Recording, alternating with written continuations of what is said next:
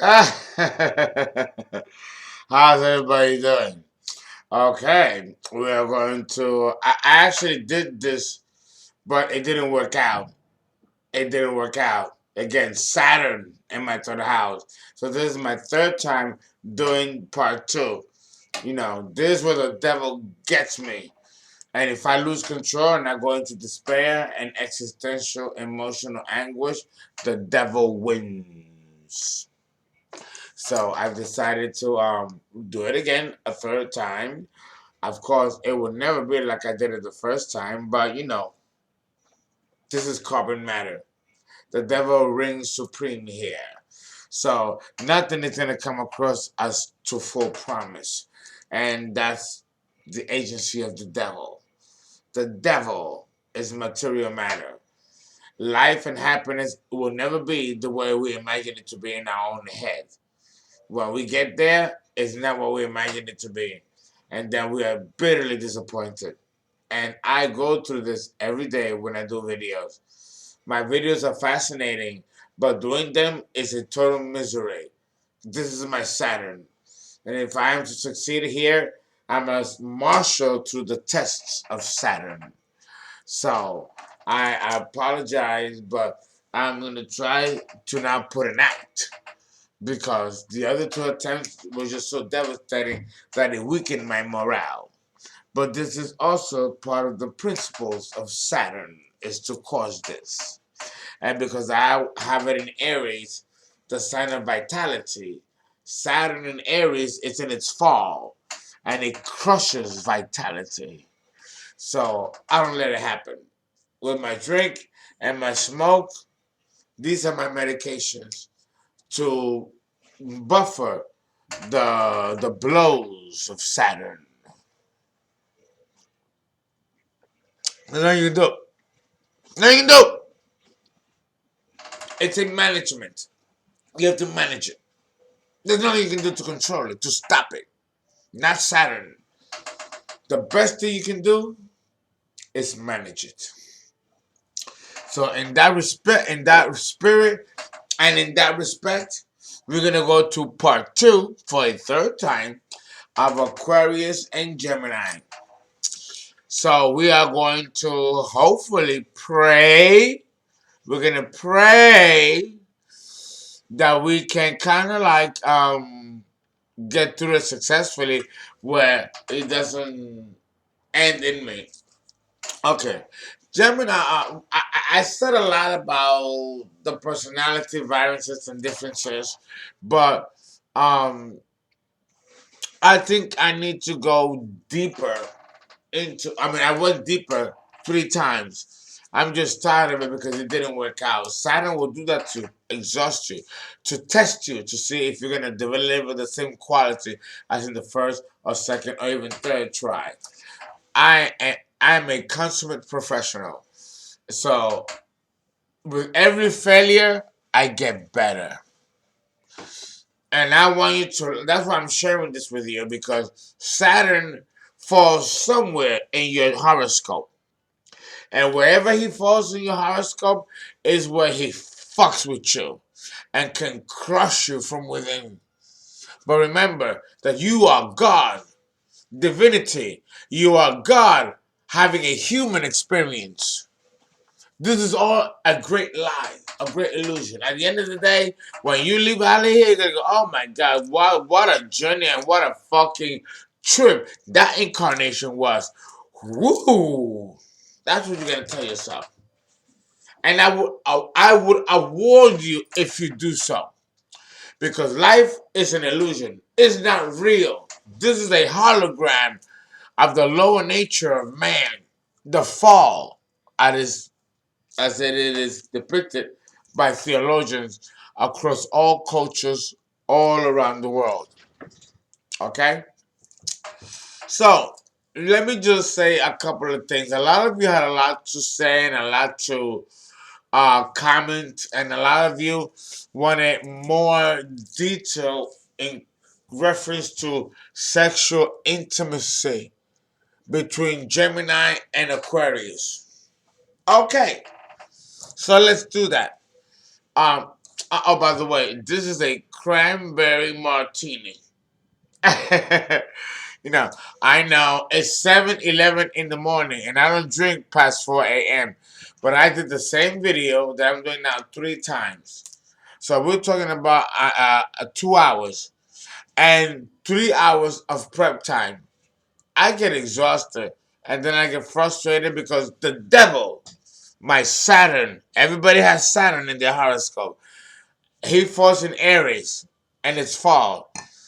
The vitality, and it's in my third house of communication, technology, and electronics. So this is where he fucks me, and he fucks me good too. But I will never lose or be weak in morale. I am a consummate professional, so I'm always going to deliver at the top of my game because the devil wants you to be weakened by the constant failures. So I'm going to show you my strength so you can emulate that. So you ever find yourself in a low point, know that I go through my shit too. But the devil ain't going to win. He might win a battle or two, but he will never win the war. And I want you to know that. When you go through this yourself, know that you are divine in incarnation and matter. It all depends on your mind and what you're putting here. We're still talking about Aquarius and Gemini because these are air signs and they pertain to the mind and the rightful usage of your mind. No, material mastery will require that you employ rightful usage of your mind. This is the essence of Aquarius, the rightful use of your mind. Truth. God is the mind. The back mind of God is mathematics. The language of God. This is all Aquarius. The lesser benefactor of that same energy is Gemini. Mercury rules Gemini. The higher octave of Mercury is Aquarius. Well, not Aquarius, but Uranus, the planetary ruler of Aquarius. So Mercury is the lower octave, while Uranus is the higher octave. Gemini, which Mercury rules, is the lower octave, while Virgo, which Mercury also rules, is the higher octave. Okay? Venus rules Taurus and Libra. That's considered the lower octave. The higher octave of Venus is Neptune, the ruler of Pisces. Higher altruism and then our merging back to God.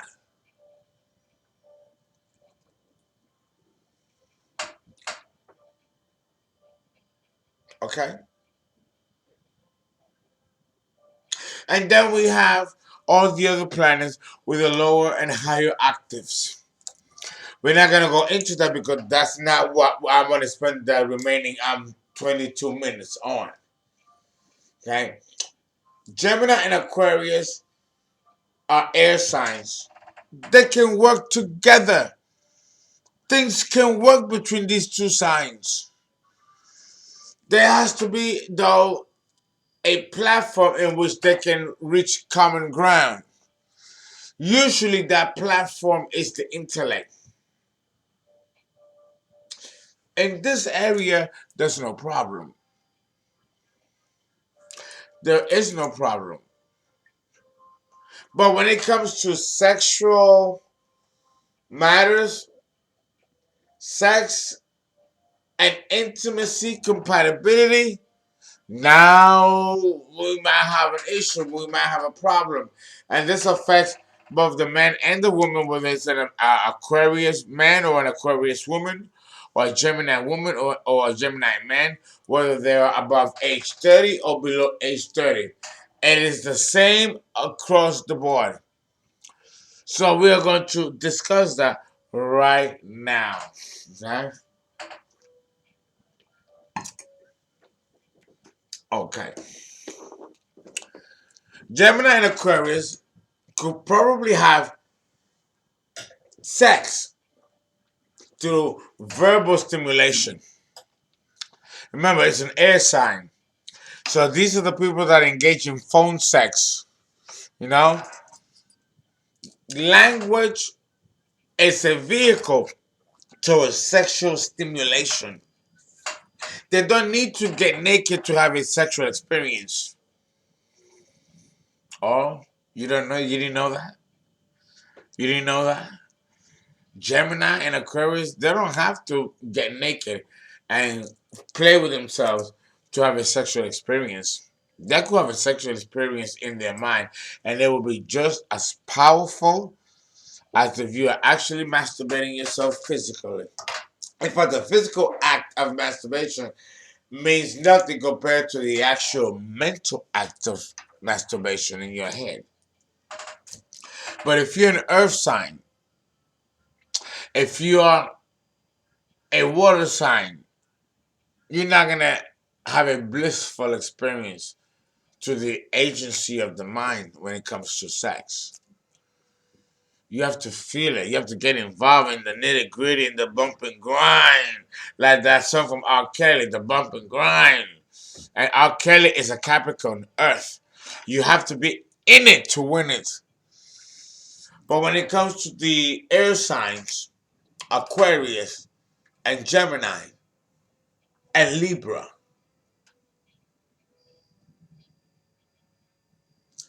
they don't have to get involved in the actual filth of physical sex. They can have sex in their head and they are good. They don't have to touch themselves and defile themselves. They can enjoy sex in their head and it'll be just as good as if you were physically jerking off and busting a nut. You didn't know? Oh, please. Ooh, I see now that I'm going to have to do a part 3 with this combination. I see that now. Let me tell you.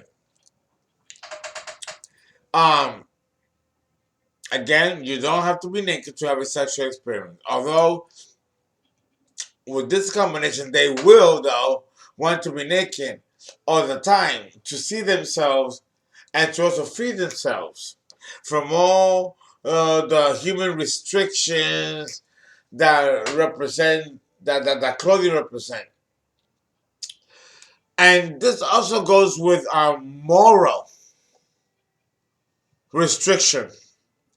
This combination, Aquarius and Gemini, these are the type of people that will have sex with your uncle, with your brother, with your father.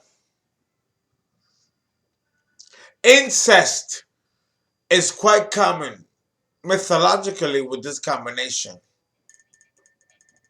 Oh, yeah. You don't know the half of it. Because you have to understand that with this combination, sex is relative, along with anything and everything else. Their approach, morally, is that of impersonality. They're impersonal about it. Ah, yeah, your brother's hot. I'm having sex with your brother. Who's going to have sex with someone's brother? Well, it does happen.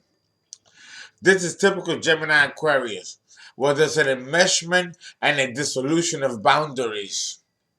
So therefore, there's no equanimity when it comes to personal values. It's all for grabs and all up for grabs with this combination. Oh, yes. Oh, yes. Oh, yes. So, with this combination, there's a possibility of hungry abandon, where you just throw yourself into the moment of experience, independent of morality and virtue. Kind of like the 1970s, where there was free sex, free love. Men had sex with men, women had sex with women. children. I mean, it was the 70s was a fun time. Now I don't know because I was too young to remember it. You know, I remember I grew up in the 80s. I was born in the late 60s. So at best, I was about 9 or 10 years old by the time the 70s ended, 1979, 1980. So I missed all that. You know, my coming of age was the 80s. But I heard that the 70s was amoral, decadent. People did drugs openly, even on TV. And there was so much sex, free love, with no consequences of cause and effect. As far as your defilement, if you look at it that way, of the physical body, and also the emotional and spiritual betrayal of your own spirit by engaging in amoral acts. But that was the way to go in the 70s because the 60s and 50s were restrictive sexually. So the 60s and 70s was like a sexual revolution. It makes sense. It really does make sense. And at that time, there was no right way or wrong way to approach human sexuality. So people experimented with drugs, sex, with each other, gender sex, even animal object, pornography really took hold in the 1970s. It was in the 1970s that pornography became a multi-level international global industry.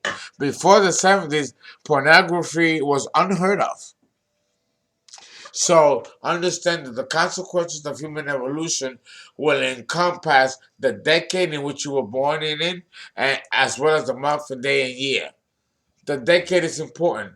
It puts a stamp on the central theme that will dictate who you're going to be as an adult and what you're here to do later on in your years.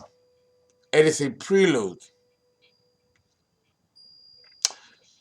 That may be great when we're dealing with profession and work, but how does this work when it comes to personal intimacy?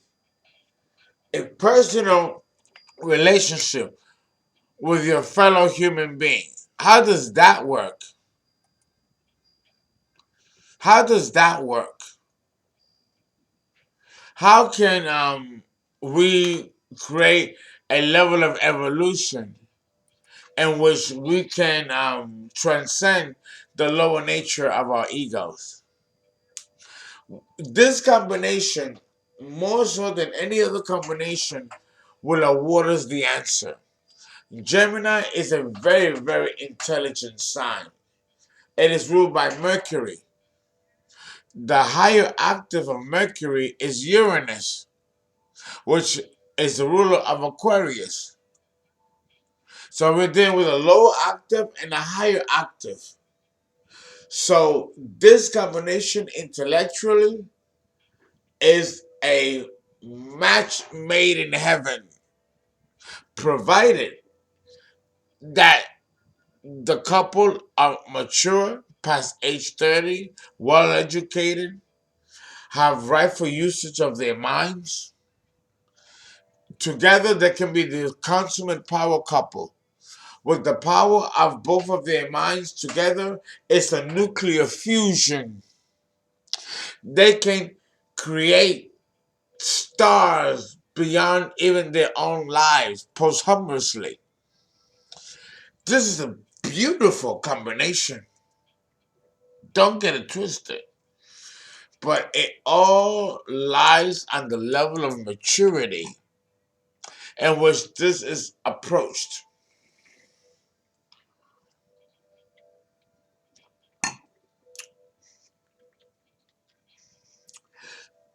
Not all of us are in the same state of evolution, in the present state of evolution. When you are going to connect with another human being, it helps if you share in the same values. It helps if you don't even share of the same values, that at least you respect each other's values. You might not agree or connect, but there's a way to make it work. This combination, I like this combination because this combination confers the ability to find a solution to any obstacle intellectually and also existentially. You know, it will become an ultimate source of resource and self-containment within the couple. Okay? Okay. Uh, with this combination, it's a possibility that there is a past life connection where you were kindred spirits and you're here to somehow heal each other. But the healing takes place intellectually. It's not like Pisces and Cancer or Scorpio, where the healing has to take place from the heart, from the soul. Remember, these are water signs, so the healing has to happen through the emotional body, through the emotional faculties. But if you're dealing with Aquarius and Gemini, the healing has to come through the mind. These are air signs. They don't deal with matters of the heart. They deal with matters of the mind. I'm not saying that that's all there is to them, but that is the first line of defense and the first line of solution with Gemini and Aquarius and Libra, the cardinal sign of all three triplicity of the air signs. So understand that there is an inherent responsibility of the air signs, the earth signs, the water signs, and the fire signs. And they all fulfill specific modalities psychologically of the human function. If you understand that, trust me, you can master the art of human psychology and psychiatry. And I'm telling you that not only as an astrologer, but as an anthropologist.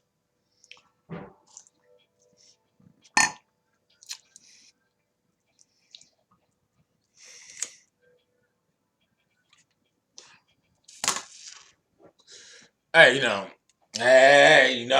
know how I do, right? So moving on. Um,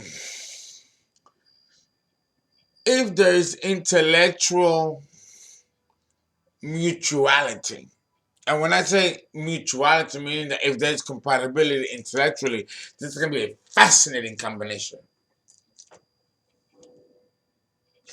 This can be a fascinating combination.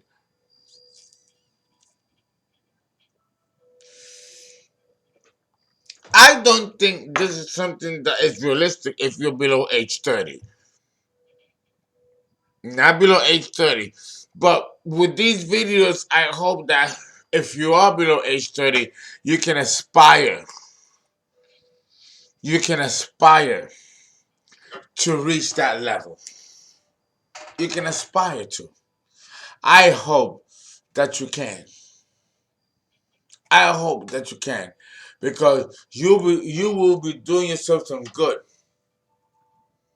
Even something that even an even an insignificant sexual encounter has to be with someone with enough wit and and, and with something to say. And when I say that, I'm talking about we're gonna talk a little bit about the sexuality, intimacy, compatibility between the two.